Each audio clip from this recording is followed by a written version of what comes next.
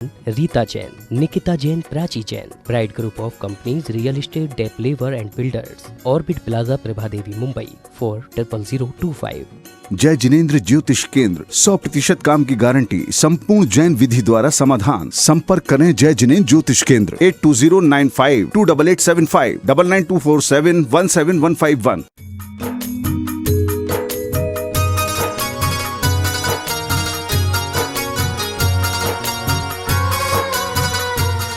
देवादिदेव 1008 श्री भगवान महावीर स्वामी की जय जय जय। अहिंसा परमो धर्म की जय जय जय। परम पूज आचार्य गुरुवर श्री विद्यासागर जी महाराज की जय जय जय। बोले परम पूज्य 108 मुनिवर श्री प्रमाण सागर जी महाराज की जय जय जय। मुनिवर श्री रहस्य सागर जी महाराज की जय जय जय। नमो सूर्यदेव नमो सूर्य। एक बार एक बंदर के हाथ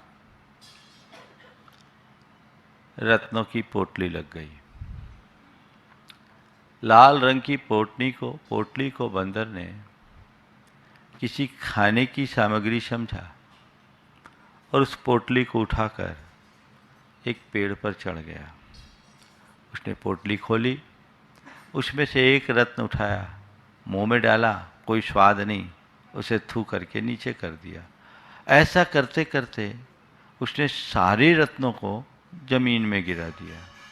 रत्नों को बड़ा बुरा लगा कि हद हो गई, जो हमें बहुत सहेज के रखते हैं, जिनको सारी दुनिया के लोग पाने के लिए तरसते हैं और हमारी सुरक्षा के लिए पूरा जीवन लगा देते हैं, इतना सहेजते हैं, और ये व्यक्ति ये कैसा मूर्ख प्राणी है कि ये हमारा इस तरह से अनादर कर रहा, हमें यूं ही मिट्टी में फेंक रहा है। तो धरती ने रत्नों से कहा, इसमें दोष बंदरों का नहीं है, उनकी पात्रता का है।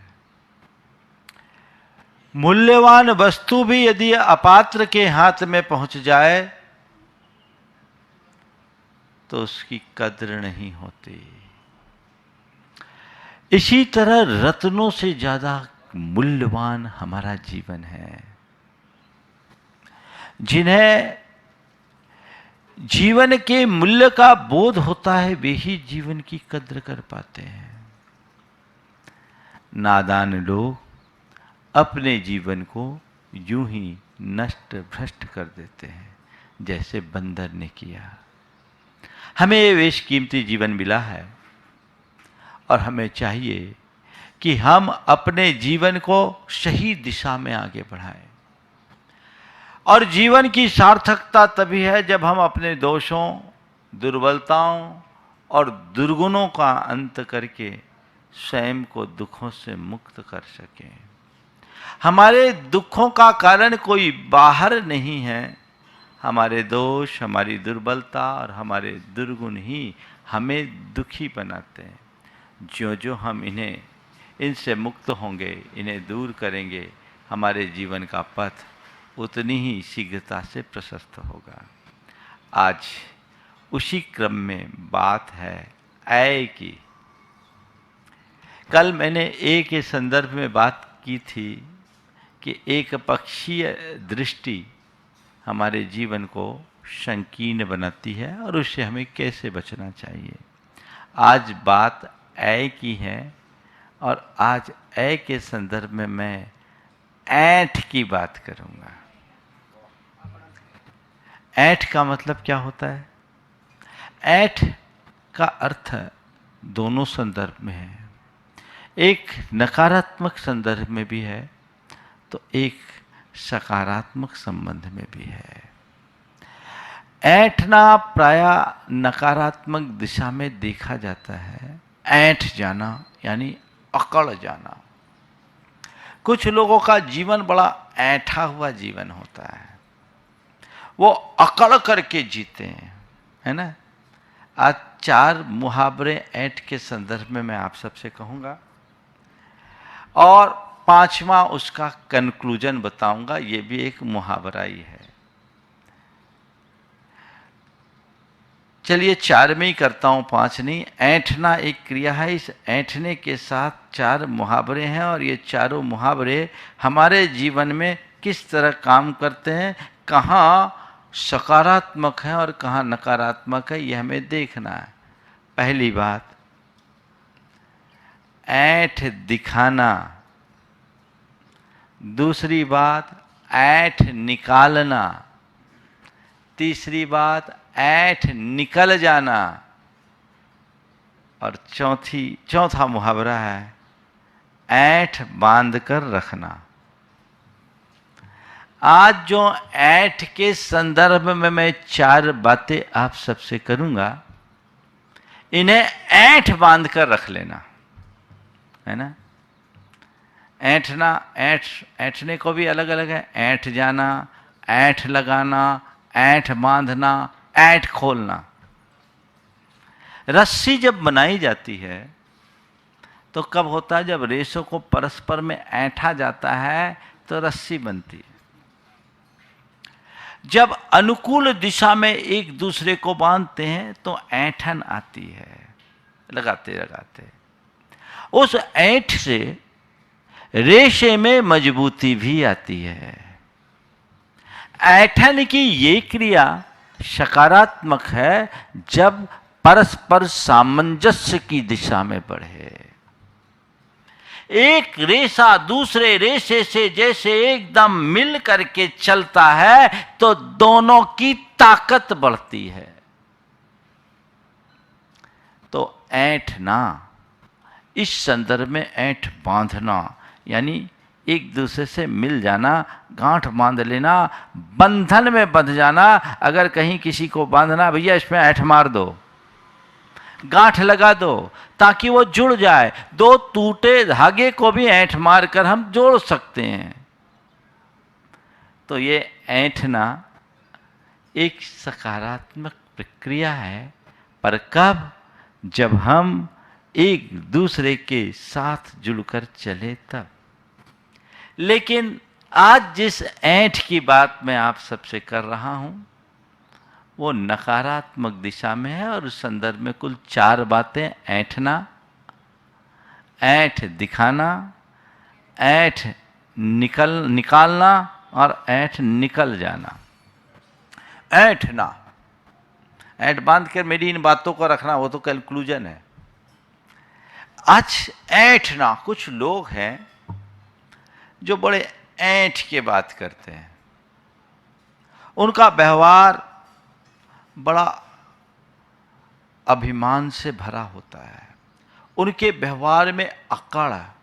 आप कहते हैं ऐसे लोग सीधी मुंह बात नहीं करते हैं, बड़े इतराते हैं। और ऐसे कौन लोग होते हैं? वे लोग जिन्हें कुछ स्वल्प उपलब्धियां आ जाती है, तुच्छ उपलब्धि को पाकर के अकड़ने वाले लोग इस दुनिया में भरे हैं। छोटा सा कुछ ओहदा क्यों नहीं पा लिया, वो चल कर के उसके जीवन में आगे बढ़ता जाता है। कहते हैं कि ओछों को जो धन भरे, जो रहीम ओछो बढ़े तो जग में इतराए, और प्यादे से फर्जी भयो तो फिर टेढ़ो टेढ़ो जाए। कि ये रहीम ने बहुत अच्छी बात की कि ओछे व्यक्ति के पास यदि कुछ उपलब्धियां होती है तो बड़ा इतराता है। एक कहावत है, थोथा चना बाजे घना। स्वल्प उपलब्धि को पाकर के यदि व्यक्ति के मन में अभिमान आता है तो ये उसके व्यक्तित्व की एक बड़ी दुर्बलता है, जो उसे नीचे ले जाने वाली है, उसे उसका पतन कराने वाली है। वो कहीं नहीं ले जा सकता, वो अपने जीवन का विनाश करेगा। और ऐसे व्यक्ति को कोई पसंद भी नहीं करता।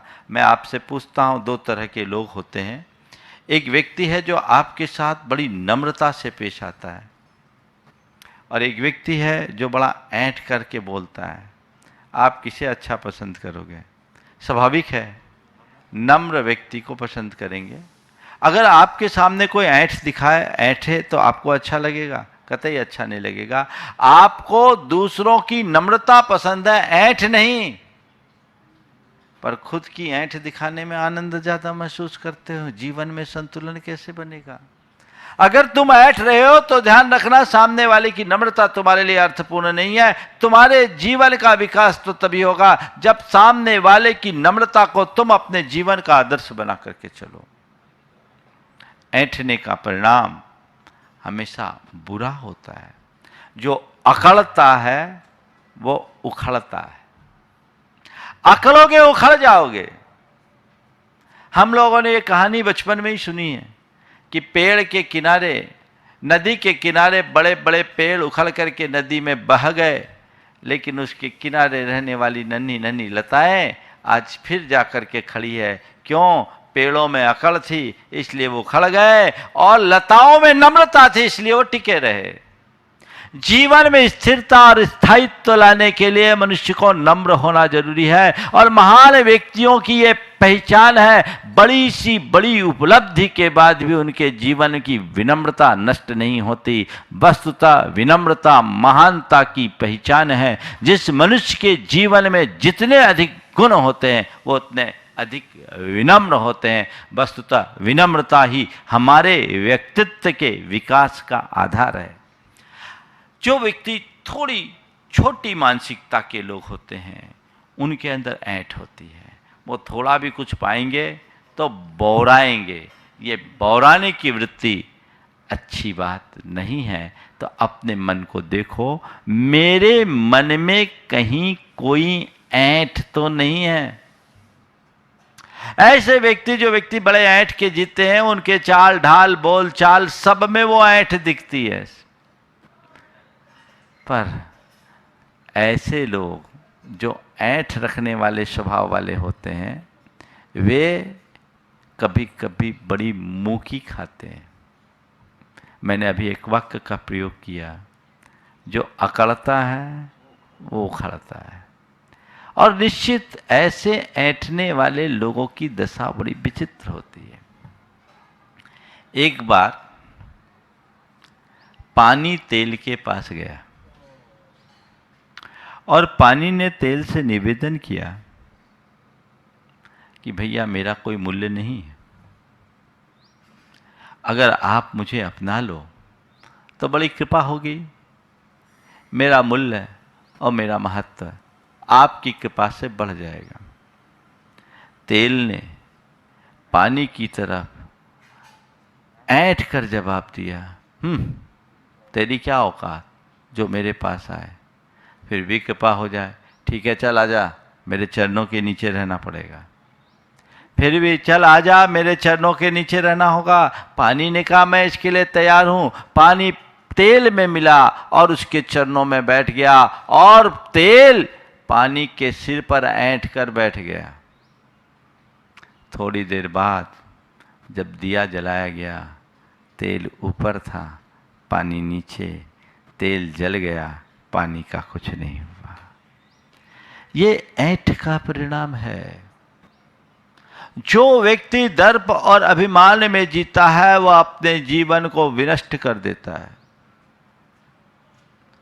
ऐंठ एक दिन खुलती है, ऐंठ एक दिन निकलती है, हर किसी की निकलती है। कितने देर तक? तो संत कहते हैं ऐंठने की वृत्ति से बाहर आओ, जीवन में विनम्रता को अपनाओ। जो बात हम थोड़ा दर्पपूर्ण भाव से अभिव्यक्त करते हैं, यदि उसे ही विनम्र भावों से प्रकट कर दिया जाए तो उसका प्रभाव 1000 गुना अधिक होता है। यदि हमसे कोई नम्रतापूर्ण व्यवहार करता है तो हृदय में उसकी छाप बन जाती है, और कोई यदि उद्धतता या अभिमानपूर्ण व्यवहार करता है तो उस व्यक्ति के प्रति मन में एक अलग धारणा बन जाती है, उसका व्यवहार खत्म हो जाता है। जीवन के दुख और अशांति से बचने के लिए मनुष्य को ऐंठ से बचना जरूरी है। लेकिन ये ऐंठ जो तुच्छ चीज़ों पर, स्वल्प चीज़ों पर कहते हैं, जो क्षणिक भौतिक संयोग है, आज है कल रहे न रहे, उनकी दशा बड़ी विचित्र होती है। मैं ऐंठने वाले अभिमानी व्यक्ति की बात कर रहा हूँ। वो प्रायः अपनी ऐंठ दिखाते हैं, अकड़ दिखाते हैं। अकड़ दिखाना, ऐंठ दिखाने का मतलब है औरों से अपने आप को बेहतर साबित करना, और न केवल अपने आप को बेहतर साबित करना अपितु सामने वाले को अपने से हल्का घोषित करना। ये मनुष्य की बड़ी क्षुद्र वृत्ति है। कन्हैयालाल मिश्र प्रभाकर की ये पंक्तियां बड़ी सार्थक है। हरी भरी सुंदर सुमनों और कोमल कलियों से लदी टहनियों ने तने से कहा। हरे भरे सुंदर सुमनों और कोमल कलियों से लदी टहनियों ने तने से कहा, हम कितने सुंदर हैं। तने ने अत्यंत सहजता से कहा, हाँ बेटी, तुम सचमुच सुंदर हो। सौंदर्य का दर्प इससे तृप्त ना हो सका। वह अपनी महानता की स्वीकृति तो चाहता है, पर सामने वाले की हीनता की स्वीकृति भी आवश्यक मानता है। और तुम काले कुरूप हो जी, तुम कितने कुरूप हो जी, काले भूत सारंग और खुरदरी खाल छिप। प्रतिक्रिया कंठ तक भर आई, पर फिर भी तने ने अपने आप को यथासंभव महसूस कर कहा, हां बेटी, तुम सचमुच सुंदर हो, मुझ में सौंदर्य नहीं। हां बेटी, तुम सचमुच सुंदर हो, मुझ में सौंदर्य नहीं, पर तुम अपने जिस सौंदर्य पर इतना इतरा रही हो, उसके आधार रस का भंडार प्रकृति ने मुझे दिया है। हाँ बेटी, तुम सचमुच सुंदर हो, मुझ में सौंदर्य नहीं, पर तुम अपने जिस सौंदर्य पर इतना इतरा रही हो, उसके आधार रस का भंडार प्रकृति ने मुझे दिया है। यदि मैं अपना जूठन तुम्हें न दूं, तो तुम्हारा ये सौंदर्य पल भर में ही बिखर जाएगा। ये एक जीवन की बहुत बड़ी सच्चाई है। हम आज जो कुछ भी हैं वह अनेक संयोगों के परिणाम स्वरूप है, और उनमें अनेक निमित्त जुड़े हैं। व्यक्ति यदि इनका अभिमान करता है तो आज नहीं कल उसका पतन होता है। जो ऐंठ दिखाते हैं उनकी दशा कई बार बड़ी विचित्र हो जाती है। एक व्यक्ति कारोबारी था, व्यापार था, अच्छा चलता था। उसके घर के बाजू में एक साधारण आदमी रहता था। 10,000 रुपये महीने में नौकरी करता था, पर बड़ा विनम्र था, व्यवहार कुशल था। कोई भी कुछ कहे तो बहुत नम्रता से पेश आता था। लेकिन ये व्यापारी जो अपेक्षाकृत धनी मानी था, उसके सामने प्राय ऐंठता था, इसे कुछ गिनता ही नहीं था। ये सोचता था ये आदमी तो सड़क छाप है, इसकी मेरे आगे क्या औकात। हमेशा वह उसकी उपेक्षा और तिरस्कार करता था, लेकिन वह पड़ोसी उस व्यक्ति की बात को कभी भी नकारात्मक नजरिए से नहीं देखा, सहज भाव से झेल लिया। ठीक है, मेरी यही हस्ती है, मेरी हैसियत है, यह बड़ा आदमी है, मैं उसके आगे क्या कर सकता हूँ। लेकिन समय सबका एक सा नहीं रहता। उस व्यक्ति ने अपने बेटे को पढ़ाया और उस बेटे का आईआईटी में सिलेक्शन हो गया, वो मेरिट में आ गया, स्कॉलरशिप से आईआईटी कर लिया। आईआईटी पास आउट होने के बाद उसकी एक बड़ी कंपनी में जॉब लग गई, मल्टीनेशनल कंपनी में जॉब लगी, और शुरुआती पैकेज उसका 30 लाख रुपए का था। बेटा बड़ा संस्कारी और अपने माता पिता का भक्त था। थोड़े ही दिन में जैसे उसको पैसे आए, उसने सबसे पहले अपना घर ठीक कराया, अच्छा घर बनवाया, और उसके बाद अपने पिता को एक लग्जरी गाड़ी उनके जन्मदिन पर भेंट की। अब क्या है, 6 आदमी जो कल तक मेरे सामने साइकिल पर घूमता था वो भी टूटी, अब ये कार में घूमे, इतनी बड़ी बिल्डिंग तान लिया, अब क्या।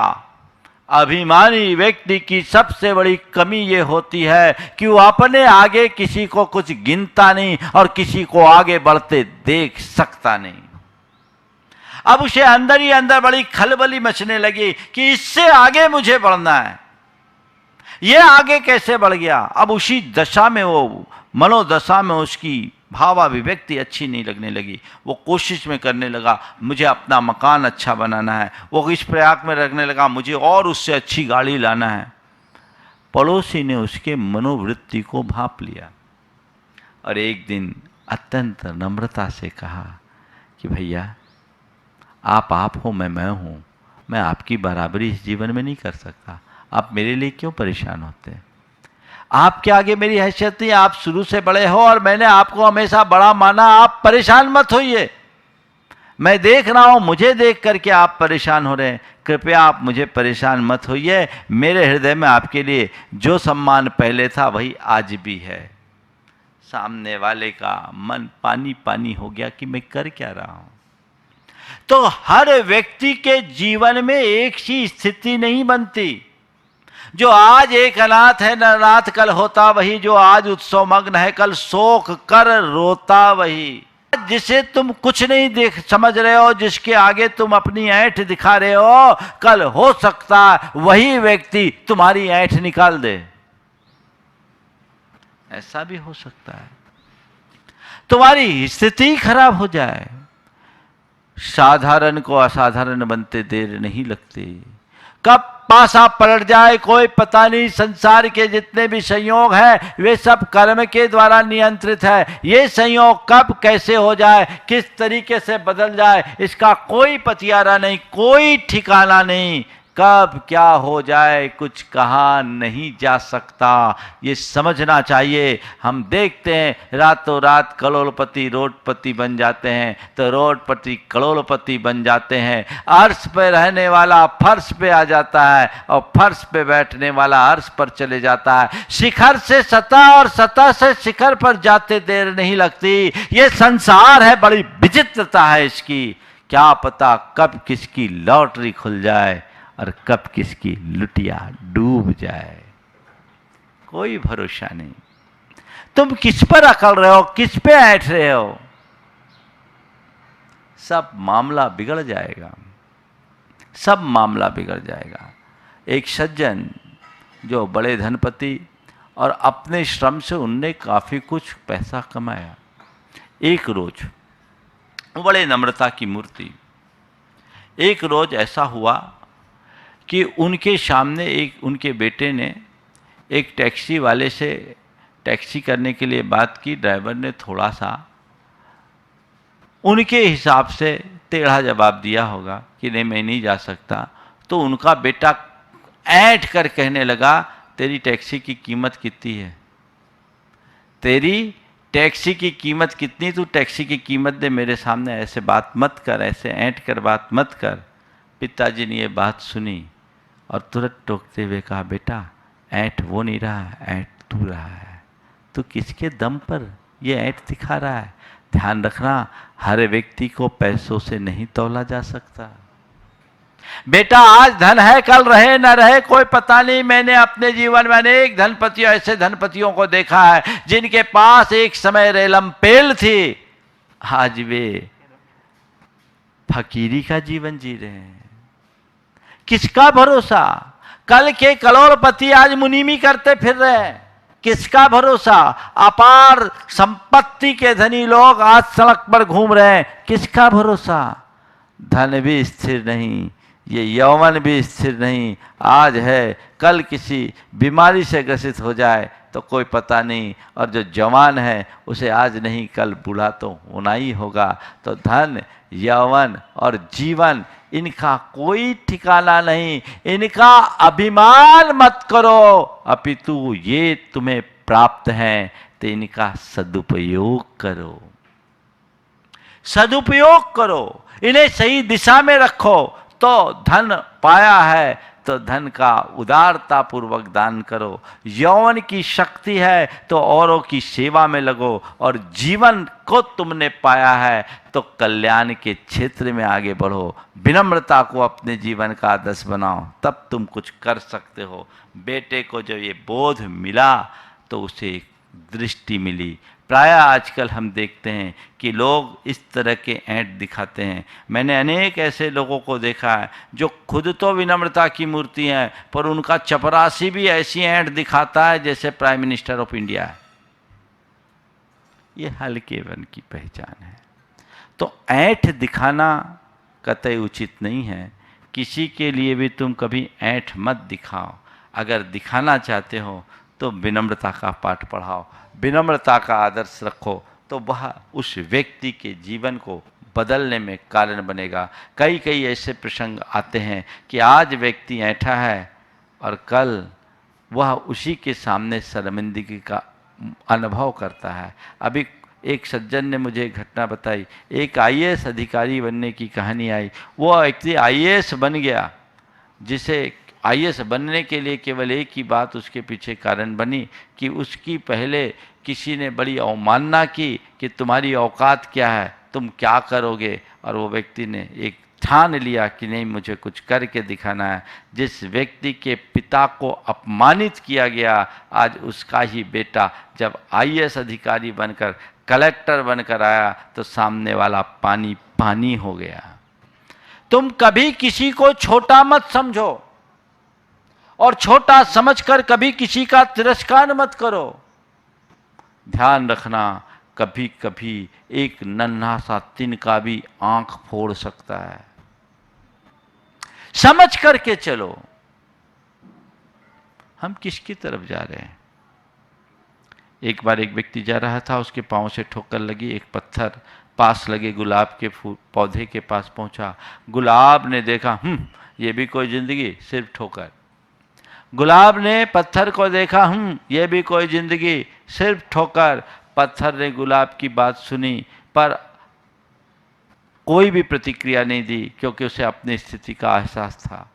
थोड़ी देर बाद एक दूसरा व्यक्ति उधर से गुजरा। वह शिल्पी था, उसकी नज़र उस पत्थर पर पड़ी। उसने उस पत्थर को उठाया, सलीके से तराशा, उसमें से एक सुंदर प्रतिमा का रूप निकाल दिया और अपने घर के पूजा घर में रख दिया। अगले दिन जो पूजा के लिए फूल चढ़ाया वह वही गुलाब था जो कल तक उस पर हंस रहा था। प्रतिमा की दृष्टि गुलाब पर पड़ी, मुस्कुरा उठी, कहीं नहीं, पर गुलाब अपनी असलियत को समझ रहा था। उसकी सारी अकड़ समाप्त हो गई थी, ऐंठ निकल गई। ये जीवन की वास्तविकता है। तो कभी किसी के प्रति ऐंठ मत दिखाओ, और तुम्हें कोई ऐंठ दिखाए तो क्या करो? ऐंठ दिखाए तो क्या करो? तुम भी ऐंठ जाओ? नहीं। क्या करो? तो ऐंठ दिखाओ तो ऐंठ निकालो। कोई ऐंठ दिखाए तो ऐंठ निकालो। और ऐंठ निकालने के लिए क्या करना पड़ता है पता है? ऐंठ निकालने के लिए क्या करना पड़ता है? उल्टा चलना पड़ता है। रस्सी में अगर ऐंठ लगाए और रस्सी को उकेलना हो, उसकी ऐंठ खोलनी, तो क्या करना है? उल्टा घुमाना पड़ता है। इधर से हमने ऐंठ लगाई थी, इधर से ऐंठ खोलना है, तो उल्टा चलो।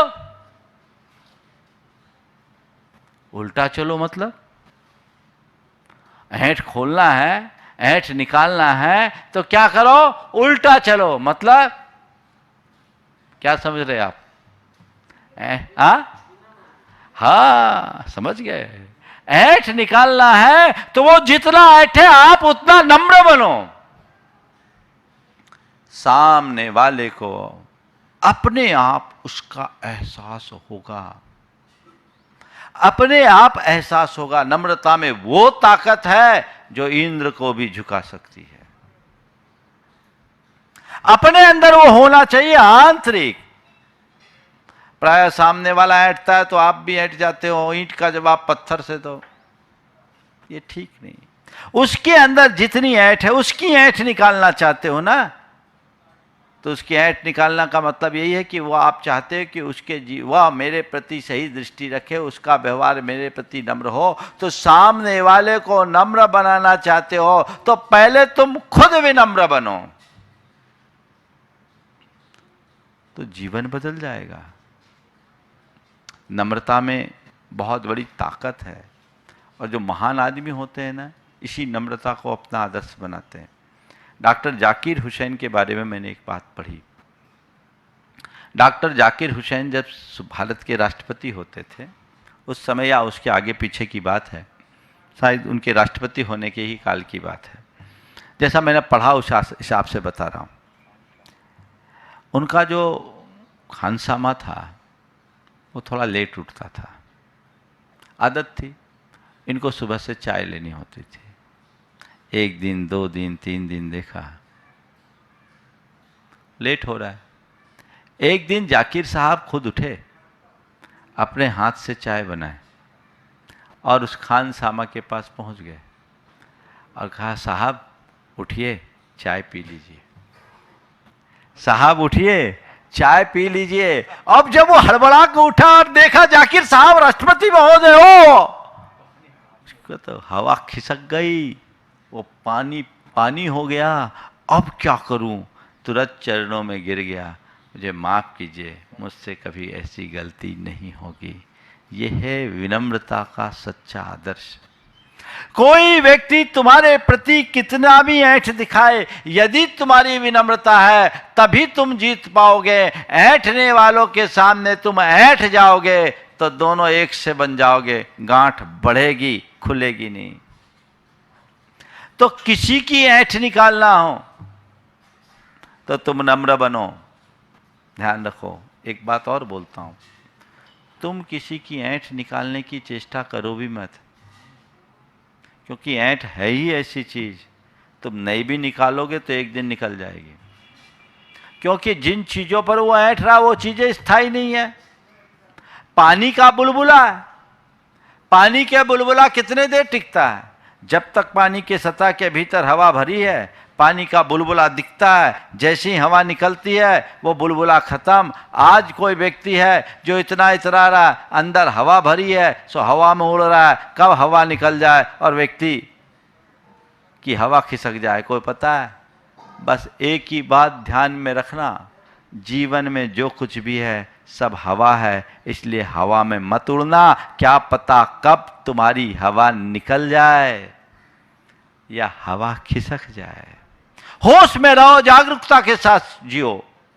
तुम्हें किसी की ऐंठ निकालने के लिए चेष्टारत रहने की जरूरत नहीं है। तुम्हें अपनी विनम्रता का आदर्श दिखाना है। सामने वाला अपने आप पानी पानी हो जाएगा, फिर उसे कुछ कहने की जरूरत नहीं होगी। लेकिन तुम अगर उस जैसे बन गए तो तुम्हारी स्थिति भी वैसी ही बनेगी जिसके विषय में तुम कुछ सोच भी नहीं सकते। तो विनम्रता को अपने जीवन का आदर्श बना करके हमें चलना चाहिए और वही दृष्टि अपने अंदर रखनी चाहिए।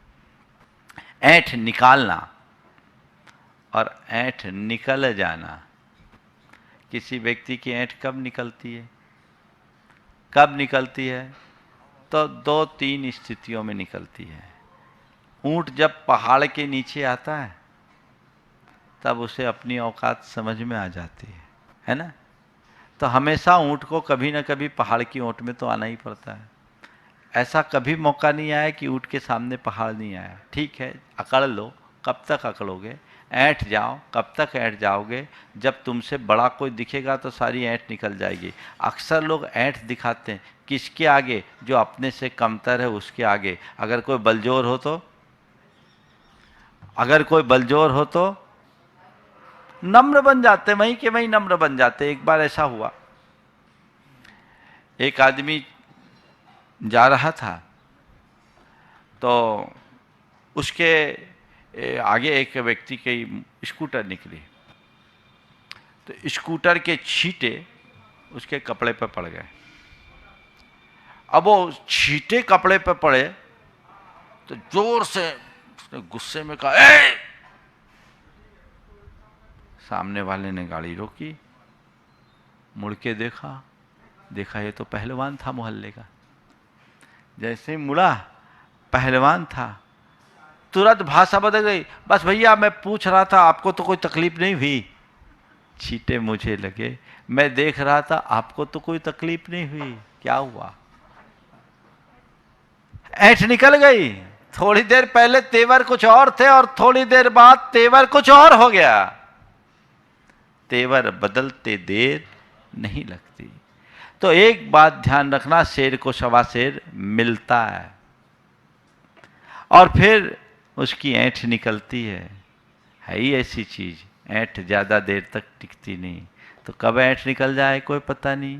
फिर दूसरी बात, संयोग बदलते ही ऐंठ निकल जाती है।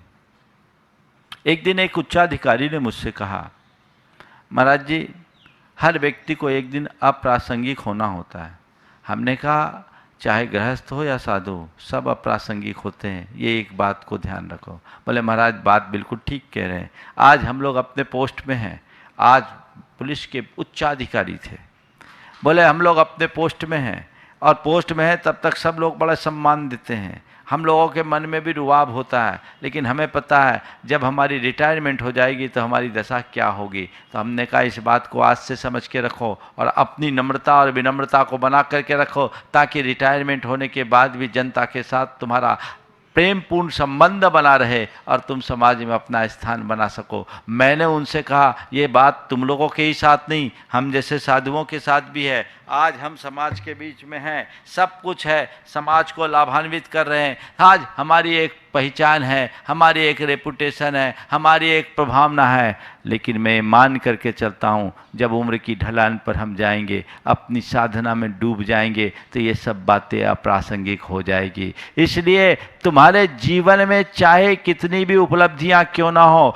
तुम्हारी पोजीशन चाहे कितनी भी अच्छी क्यों ना हो, तुम आगे की बात को ध्यान में रखना। कली फूल बनती है और फूल को एक दिन झरना पड़ता है, बस ये बात ध्यान में रखो।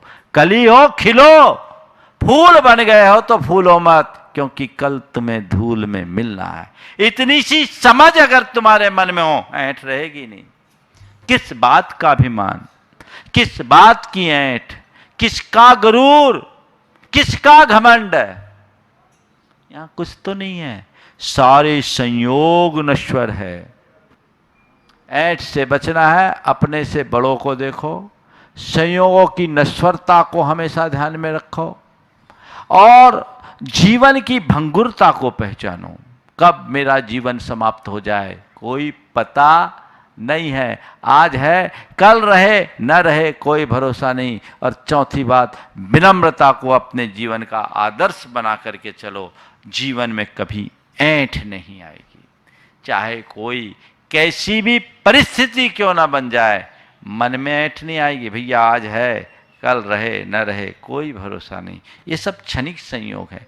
मेरे संपर्क में एक सज्जन है, आज करोड़पति है, सुसंपन्न व्यक्ति है, लेकिन उन्होंने अपने कैरियर की शुरुआत 500 रुपये से की। संयोग अनुकूल बने, आज संपन्नता है, लेकिन उतनी ही विनम्रता है। वो हमेशा कहते हैं महाराज कल मैं गरीब से अमीर बना तो क्या पता कल मैं अमीर से गरीब बन जाऊं, इसकी क्या गारंटी। महाराज मैं इनका अभिमान नहीं करता, मैं यही सोचता हूं मेरे पास है तो जितना बन सके स्वपर के उपकार में उसका उपयोग कर लूँ, लेकिन धन संपत्ति तो एक दिन जानी है। ये समझ जिस मनुष्य के अंदर होती है वो हमेशा विनम्र बना रहता है, उसके मन में ऐंठ नहीं होती, न वो किसी पर ऐंठ दिखाता है न जीवन में कभी ऐंठन रखता है, वो बहुत सहज रहता है। ऐसी स्थिति रखोगे तो तुम्हारे मन में कभी ऐंठ नहीं होगी। समय आप सबका हो रहा है, इसलिए जितनी बातें ऐंठ के संदर्भ में मैंने की, बातें तो और भी बहुत हो सकती है, लेकिन सार में ही विस्तार समझना चाहिए। और जो मैंने बात की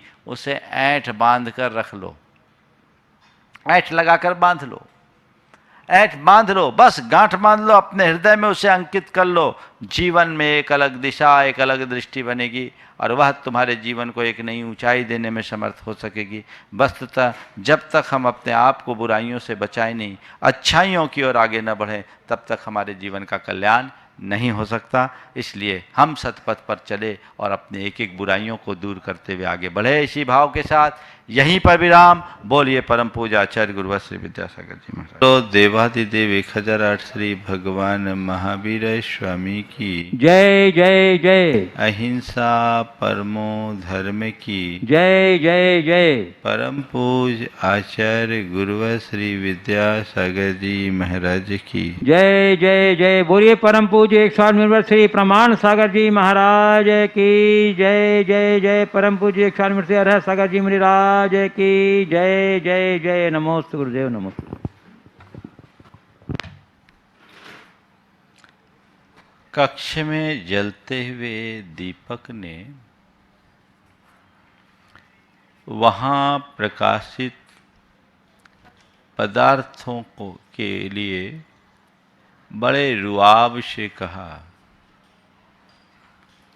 अगर मैं न रहूं तो तुम दिखोगे भी नहीं। कक्ष में जलते हुए दीपक ने अपने प्रकाश से प्रकाशित चीज़ों से कहा, यदि मैं न रहूं तो तुम दिखोगे भी नहीं, तुम्हारा वजूद मेरी वजह से है। सब चीज़ों ने एक साथ मिलकर कहा, ठीक कहते हो भाई, पर हमारा भाई अगर आ गया तो शायद तुम्हारा वजूद ही न बचे। हमारा भाई अगर आ गया तो शायद तुम्हारा वजूद ही न बचे। दीपक ने कहा, क्या है, क्या कर लेगा तुम्हारा भाई, मेरे आगे किसी की कोई औकात नहीं है। चीज़ों ने कहा, औकात की बात मत पूछो, अगर औकात दिखा दूं तो वजूद ही नहीं बचेगा तुम्हारा। और अगले पल हवा का एक तेज झोंका आया, दीपक बुझ गया, उसकी औकात ही समाप्त हो गई। आज बात औ की है और मैं आज बात केवल औकात की करना चाहता हूँ। औकात, औकात का अर्थ होता है हैसियत, क्षमता, योग्यता, ताकत, सामर्थ्य। अनेक अर्थ में ये शब्द प्रयुक्त है और इस औकात शब्द का अनेक मुहावरों में भी चलन है। आज औकात के संदर्भ में 4 मुहावरे से मैं अपने संदेश को आप सबके बीच रखना चाहूँगा। सबसे पहली बात, औकात पहचानना। दूसरी बात, औकात में रहना। तीसरी बात, औकात दिखाना। और चौथी बात, औकात से बाहर आना या औकात भूल जाना। सबसे पहली बात, मनुष्य को अपनी औकात पहचाननी चाहिए। अपनी भी औकात पहचाननी चाहिए और सामने वाले की औकात भी पहचाननी चाहिए।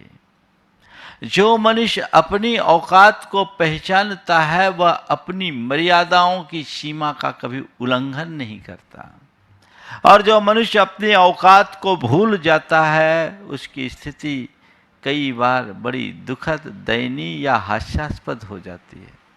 हर व्यक्ति को अपनी औकात पहचान करके रहना चाहिए और सामने वाले को कभी कम तरह नहीं आंकना चाहिए, उसकी भी औकात समझनी चाहिए। जो अपनी और औरों की औकात पहचानता है उसके जीवन में कभी विनम्रता, उसके जीवन में कभी अभिमान प्रकट नहीं होता। उसका व्यवहार अत्यंत विनम्र, सौम्य और शालीन होता है। वो खुद की इज्जत करता है, औरों को इज्जत देता है और औरों से इज्जत पाता है। संत कहते इज्जत करोगे तो इज्जत पाओगे, औकात दिखाओगे तो फिर पछताओगे। कद्र करने वाले के लिए ही कद्र मिलती है और औरों की कद्र वही कर सकता है जो उनकी औकात को पहचानता है और खुद की औकात को पहचानता है। समझता है कि मेरी हैसियत क्या है, मैं दुनिया में कितना भी आगे क्यों ना बढ़ जाऊं, मुझे मेरी औकात का पता होना चाहिए। दुनिया में कितने भी आगे क्यों ना बढ़ जाऊं, मुझे मेरी औकात का पता होना चाहिए। और जो ये समझते हैं वे सफलता के चरम पर पहुंच जाने के बाद भी, समृद्धि के शिखर पर बैठ जाने के बाद भी विनम्रता की मूर्ति होते हैं। मैंने एक व्यक्ति के विषय में पढ़ा जो अमेरिका के बहुत बड़े लेखक थे। एक पत्र समूह की एक पत्रकार उनसे इंटरव्यू लेने के लिए गई, नाम तो मैं भूल रहा हूं। इंटरव्यू लेने के लिए गई, देखा बहुत बड़ा उनका ऑफिस, घर, बहुत बड़ा विस्तार। पर वो व्यक्ति, उसका जो ऑफिस था वो बहुत छोटा सा चेंबर, एकदम साधारण सा। उसे देखकर बड़ा आश्चर्य हुआ। जिस व्यक्ति के लिए अपॉइंटमेंट लेने के लिए लोग तरसते हैं, वो व्यक्ति का जितना बड़ा ऑफिस और खुद के लिए इतना छोटा सा चेंबर, आखिर मामला क्या है? मामला क्या है? उसने कहा कि मैं देख रहा हूं कि आपके यहाँ के नौकर चाकर भी आपसे ज़्यादा अच्छी स्थिति में हैं, उन सब के स्थान बहुत अच्छे हैं, लेकिन आपने अपने लिए इस छोटी सी जगह को क्यों रख छोड़ा है? उस व्यक्ति ने जो बात कही वो बहुत ध्यान देने योग्य है। उसने कहा, इसलिए क्योंकि मैं अपनी औकात को पहचानता हूँ। ऐसा इसलिए क्योंकि मैं अपने औकात को पहचानता हूं। सामने वाले को बड़ा आश्चर्य हुआ कि आखिर ऐसी क्या बात है। तो उसने कहा कि आज मैं यहाँ हूँ, यह आप सबको दिखता है, पर इसके पीछे की कहानी आपको शायद पता नहीं होगा। मेरी माँ लोगों के घर में चौका बर्तन किया करती थी, मेरी बस वही औकात है। आज मैं कितने भी आगे क्यों ना बढ़ जाऊँ, मैं समझता हूँ मुझे अपनी औकात को हमेशा याद रखना चाहिए, उसे भूलना नहीं चाहिए, और यही समझ मेरे जीवन को आगे बढ़ाती है। आज हम जहाँ हैं अपने सहयोगियों के दम पर हैं, सब लोग मेरे साथ हैं, वे सब सुविधा भोगे। जब मैं उस दौर से गुजर चुका हूं तो आज भी जी सकता हूं। ये एक दृष्टि। अपनी औकात पहचानो। मेरी क्या औकात है, अपनी असलियत को समझो। इसे बहुत व्यापक संदर्भ में समझने की जरूरत है।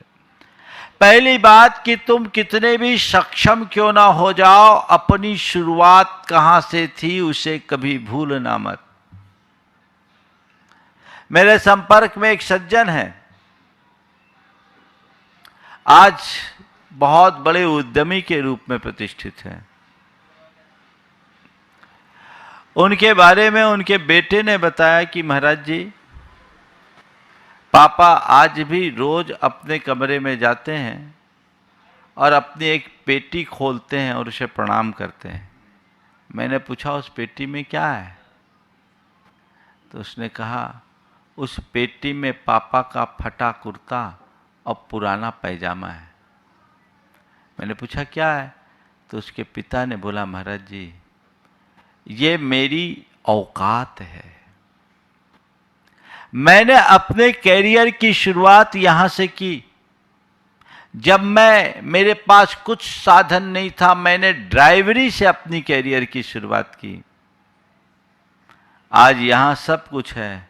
मैं रोज इसे देखता हूं, मैं सोचता हूं भगवान के दर्शन करूं या ना करूं, अपने औकात को पहचानते रहूं तो मेरे मन में कभी अभिमान नहीं आएगा। मैंने उसे देखा और समझता हूं, इसलिए मैं रोज एक बार देखता हूं और अपने बच्चों से भी कहता हूं, बेटे कभी विचलित मत होना, औकात को ध्यान में रख करके चलना।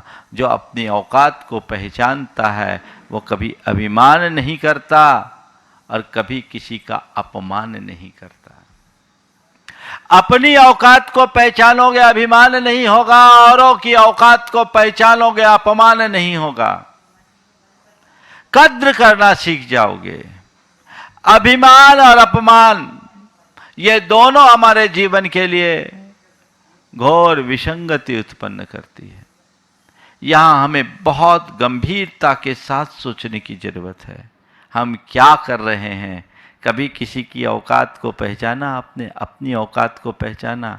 जो व्यक्ति अपनी या औरों की औकात पहचानता है वो अपना अभिमान नहीं करता, औरों को कमतर नहीं आंकता, उसे उसी दृष्टि से देखता है। कभी किसी को कमतर मत आंकना। आज जो तुमसे पीछे है कल तुमसे आगे भी हो सकता है। ऐसे बहुत सारे किस्से हैं जब लोगों ने औरों के लिए उसको कुछ गिना नहीं, उसकी औकात को नहीं पहचाना और लोगों ने खड़े खड़े सारी बात कर ली, है ना। आप सबको पता है कि अलवर के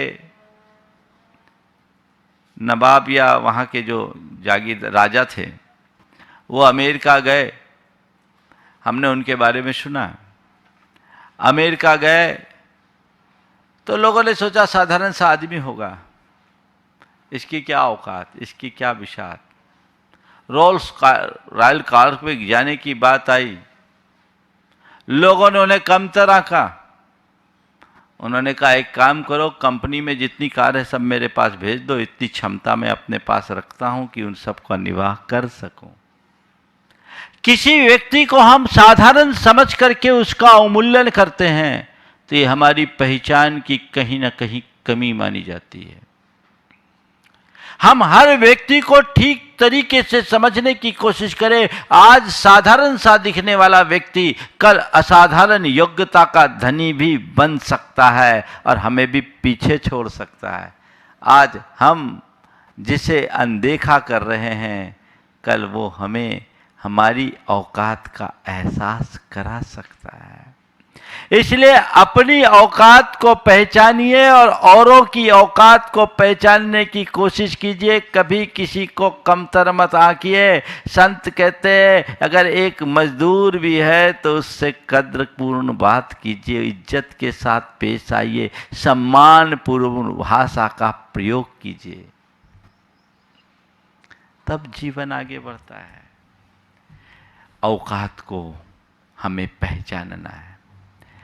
जो व्यक्ति जैसा होता है उसकी औकात दिख भी जाती है, उसकी बोली से, उसके व्यवहार से, उसकी प्रवृत्ति से उसकी औकात दिखती है कि इस आदमी की लिमिट क्या है। वो उससे आगे फिर कभी बढ़ता ही नहीं, वो उसी तरीके से देखता है। एक राजा के दरबार में एक विशिष्ट व्यक्ति आया और उसने कहा मैं आदमी हो या जानवर सबकी अच्छे से पहचान कर लेता हूं। राजा को उसकी बात अच्छी लगी, बोला ठीक है इसकी परीक्षा की जाए, अगर आदमी और जानवर को सही परखने वाला इंसान मिल जाए तो इससे अच्छी बात क्या होगी। राजा ने उसे अपने घोड़ों के अस्तबल में भेजा और अपना जो सबसे मनपसंद घोड़ा था उसकी पहचान करने के लिए बोला कि ये बताओ ये घोड़ा सही नस्ल का है, नस्ली है या नस्ली? ये घोड़ा नस्ली है या अनस्ली? उसने घोड़े को देखा और कहा घोड़ा है तो नस्ली, लेकिन इसकी परवरिश अनस्ली जैसी है, या व्यवहार अनस्ली का करता है। बोला ऐसा कैसे? घोड़े के तो उत्तम नस्ल पहचान करके लिया गया है, कैसे क्या करते हो?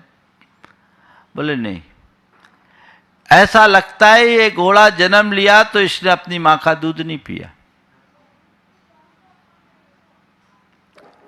ये मां का दूध नहीं पिया है, इसलिए इसमें नस्लीपन नहीं दिखते हैं। पूछा गया भैया घोड़े की हकीकत क्या है? तो बताया कि इस घोड़े की मां मर गई थी, इसे गाय का दूध पिलाया गया और गाय के दूध से ये घोड़ा बड़ा हुआ। तो राजा को लगा बात तो सही कही, पर तुमने ये पहचाना कैसे? बोले बात केवल इतनी है कि मैंने देखा जब इसे दाना खिलाया गया तो गाय की तरह ये मुंडी नीचे करके खा रहा था। घोड़ा कभी गर्दन झुका कर खाना नहीं खाता, घोड़े को अगर दाना खिलाया जाए तो गर्दन उठा करके खाता है। मैंने देख लिया और समझ लिया ये घोड़ा है तो उत्तम नस्ल का, लेकिन इसकी परवरिश में कहीं ना कहीं कोई ना कोई कमी है। बोले कैसे बोल रहे? मैं वो बोल रहा हूं, आप पता कर लीजिए। रानी उत्तम कुल की नहीं है, आप पता कर लीजिए। राजा ने जाकर के रानी की माँ से पूछा, जो एक राजघराने की थी, वह भी राजमाता थी। पूछवाया मामला क्या है? बोले बात ऐसी है कि हमारी बेटी के जन्म के तत्काल बाद जन्म से पूर्व ही तय हो गया था, अगर बेटी होगी तो तुम्हारे पिता के होने वाले बेटे से इसका संबंध होगा। तुम्हारा विवाह तुम्हारे दोनों के जन्म से पहले ही तय हो गया था। अब क्या करे, मैंने बेटी को जन्म दिया, लेकिन जन्म देने के कुछ दिन बाद वो मर गई। तो मर जाने के कारण हमने सोचा अपना रिश्ता तो बना करके रखना है, तो हमने एक अपने ही खानदान के किसी दूसरे व्यक्ति के बेटी को ले लिया और वो बेटी का पालन पोषण किया, जिससे आज तुम्हारा विवाह हुआ है। आज तक हमने इस बात को छिपा के रखा। राजा को सुनकर बड़ा आश्चर्य हुआ। राजा ने कहा, बात तो तुमने सही की, पर तुमने इसे जाना कैसे?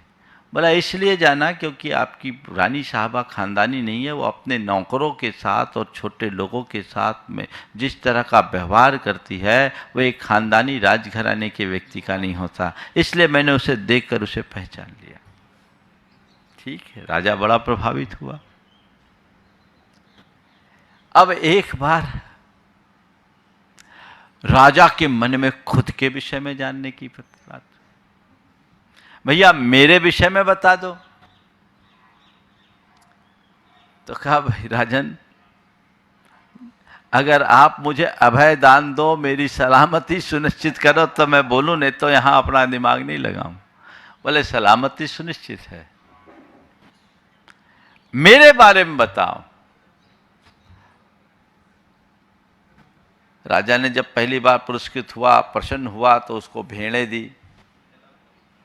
दूसरी बात, बाद में जब प्रसन्न हुआ तो भेड़ों के साथ साथ उसे बकरियां दी और थोड़ी खेती दी। अब राजा से जब बात किया गया कि मेरे बारे में बताओ,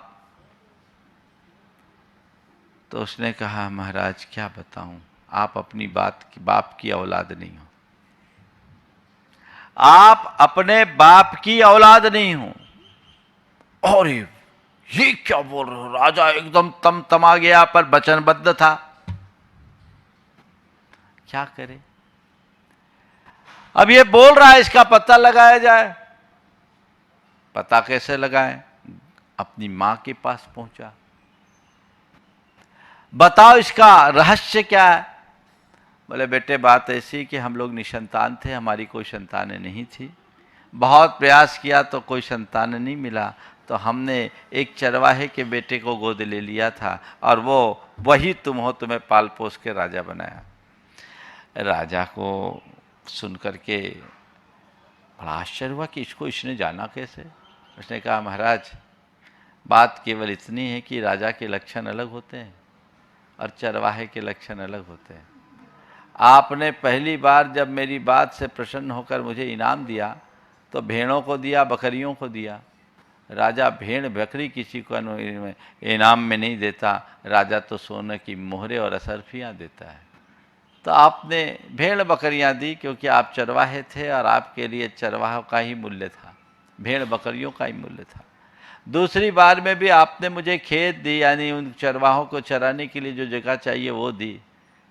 अगर आप सच्चे में राजघराने के होते तो आप मुझे अपार संपत्ति का धनी बना सकते। तो उसने कहा कि व्यक्ति की प्रवृत्ति से उसके औकात को पहचाना जा सकता है। इस कार्यक्रम के पुण्यार्जक थे DP Jain, Rita Jain, Nikita Jain, Prachi Jain. Bride group of companies real estate developers and builders, orbit plaza, Prabhadevi, Mumbai 400025। जय जिनेंद्र ज्योतिष केंद्र, 100% काम की गारंटी, संपूर्ण जैन विधि द्वारा समाधान। संपर्क करें जय जिनेंद्र ज्योतिष केंद्र 8209528875 99247 17151।